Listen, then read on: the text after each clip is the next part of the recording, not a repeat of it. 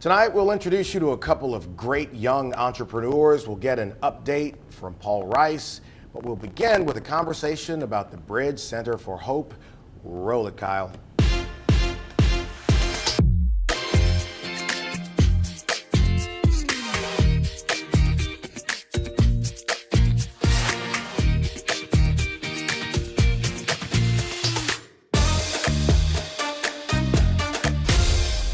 Very excited to be back with you again, and we've got a number of topics that I think you'll enjoy. We're going to begin tonight with a conversation with Charlotte Claiborne, who is the Executive Director of the Bridge Center for Hope here in East Baton Rouge Parish, dealing with people who are having issues with mental health and anxiety. And this is kind of interesting because there are things that I can ask you about, things that I can't ask you about, things you can talk about, things you can't. So let's just try to navigate these waters. How are you? I'm good. How are you? So for people who are unaware or who are new here, what is the Bridge Center for Hope?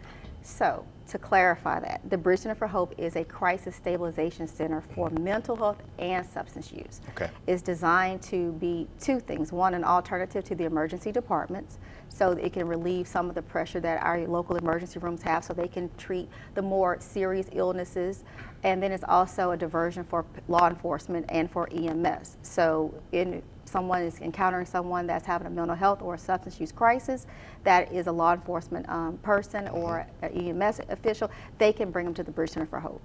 Let's talk about the impact that a center like this has on a community. What's the return on investment for the people of East Baton Rouge Parish having the Bridge Center here? So when we talk about return on investments, a lot of people think about dollars and cents, but what I'm going to count it is in terms of people. Yep. Since the facility opened roughly February the 11th, 2021, we have seen over 6,000 individuals at our facility. Wow. We had a 35% increase between 2021 and 2022. Wow. Yes. To what do you attribute that? Is that the COVID year or the increase? No, because if you look at the number of psychiatric admissions at the hospital level, those numbers have continually rose every single year since 2012. I think we had a peak in 2016. I know we had a lot of significant crises that happened in our parish during that time, but it really hasn't dialed down too much since then. COVID did play a role in it, but we're just now seeing what that implications have, because people are now trying to acclimate themselves back to their everyday lives, and they're just having anxiety and other issues. And a lot of people forget that during COVID, we lost over 1 million and something people. Yep. So that's that number that nobody really talks about. And so people are dealing with grief and everything else and still trying to cope. You know, I have friends who lost parents and could not have what we would consider traditional funerals or burial services. So they never got the regular closure that we get when we lose a loved one. And there's so many, I'm going to drill down into some of the mental health wins that we've seen across our country lately, because more people are talking about it. Some of the stigmas are going away, but there's still some hills we have yet to climb. What are some things about the Bridge Center that you can share for people who in their own personal circles may have someone who has been in crisis or who's on the bubble? I know that's sensitive, but because we're not talking any specific person, how could the average person here use your facility? So one of the things that I try to tell people when I go out and I speak in public, the easiest way for me to characterize the Bridge Center for Hope is that I tell people, remember a long time ago we had like 1 or 2 urgent care facilities and no one really knew what that was, and they still went to the emergency rooms. And so as time passed, they started seeing more and more urgent care facilities, and people, instead of going to the hospital, they'll go there. The Bridge Center is just like an urgent care facility, but we're urgent care for your mind. We only specialize in mental health and substance use. We designed the facility to not have any barriers for someone to access it, meaning that the only criteria that you have is that you have to be 18 years and above. So we operate almost identical to that of an emergency room, except for the fact that we only specialize in those 2 areas. So I tell the public this: if you're having a crisis, and the thing about crisis is it looks different on everyone. What I'm going through may not affect you the same way. So we can't really define what a crisis is for individuals, but what we tell them is that when you come to the facility, we will meet you where you are.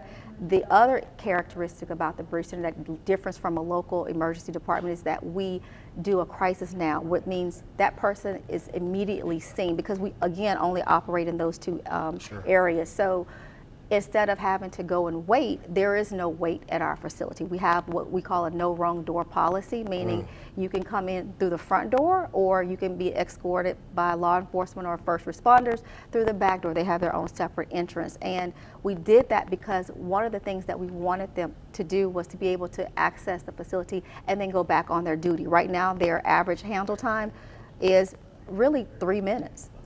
Look, I want to come back and talk a bit more about the center and ask about how it's been embraced here in the community, and then drill down, like we talked about some of the wins that we've seen as it relates to stigmas of mental health, and then some areas that we still have yet to cover. Most recently here this week in Louisville, Kentucky, a young man's dealing with some kind of crisis that ended up in another mass shooting. So we'll come back and talk more with Charlotte Claiborne about the Bridge Center for Hope, and later on we'll introduce you to some young business people. Stay right there.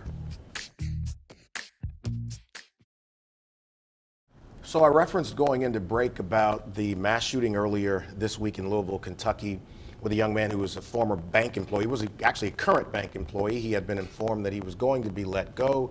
He purchased an AR and then went back to the bank on Monday, the day after Easter, and killed some people there and wounded others. And it's being widely discussed now that he was dealing with some kind of mental issue. So I wanted to talk about that. Let's begin with the wins. I find that more and more people are comfortable talking about needing help or having gotten help as it relates to some kind of mental issue. Yeah. That is a great thing for society. So let's talk about that. I think that's a generational thing. Okay. I say that because the generation now is okay to say, I'm not okay. Yeah. No, growing up when I was younger, it was suck it up. Oh, no, shut up, boy. Deal with it. Toughen up.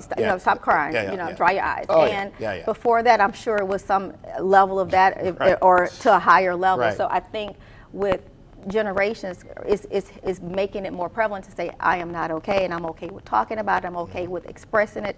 Then we also have social media. So people are able to tell their truths right then and there and not have to wait on anyone, and people can reach out to them. So it's that immediate response. I think that's a win. So let's talk about some areas where there are still areas where we can grow. What are those areas?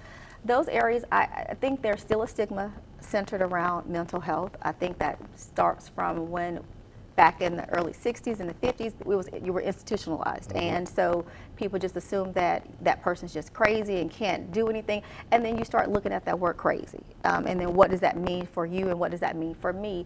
And we lump all of these mental health issues into one bucket, and there's so many different ones. Right. And these kids are dealing with so much pressure, and social media does add to that, because so many of them get their self-worth from the way they're perceived on social, which is dangerous in its own way. Would you give any advice to parents or people watching about maybe things that you should encourage early on as your kids use social media to maybe head it off at the pass? So there's a number of things, and you have psychologists that talks about things. I find that I listen to celebrities talk about how they don't let their children get on social media just because of the nature. Or so they know. So they know. I think parents, have to monitor it. Giving your child an iPad at 3 is gonna start. It's gonna start something. I mean, but you can monitor what you put them on there. That's why they have parental controls. Right. All right, so what are, in the last couple minutes, let's talk about some things people should know about the Bridge Center for Hope and how they can get involved in supporting what you do there. So the one misconception that I get a lot of times is that a lot of people thought the Bridge Center for Hope was for the homeless population, and that is a myth. The fact of the reality is the Bridge Center for Hope is a mental health facility that is designed to help anyone over the age of 18 and above. So that may include someone who's homeless, but it also includes everyone else. We've served people who have a lot of money that are extremely wealthy, and we've served people who have nothing. I think people need to understand that crisis doesn't have a face. Mental health doesn't have a face, and it doesn't have a respective person. So it can happen, and anyone can need services regardless of your demographic.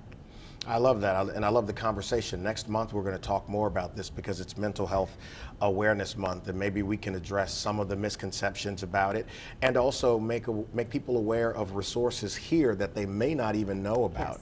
One of the big stories involved a lady who had water thrown on her earlier this year, and I learned a lot in my conversation with Tanja Miles. she's an encyclopedia Yes, about yes. so many subjects. Well, thank you. So you'll be back next month. So I'll see you in maybe 3 weeks. Okay.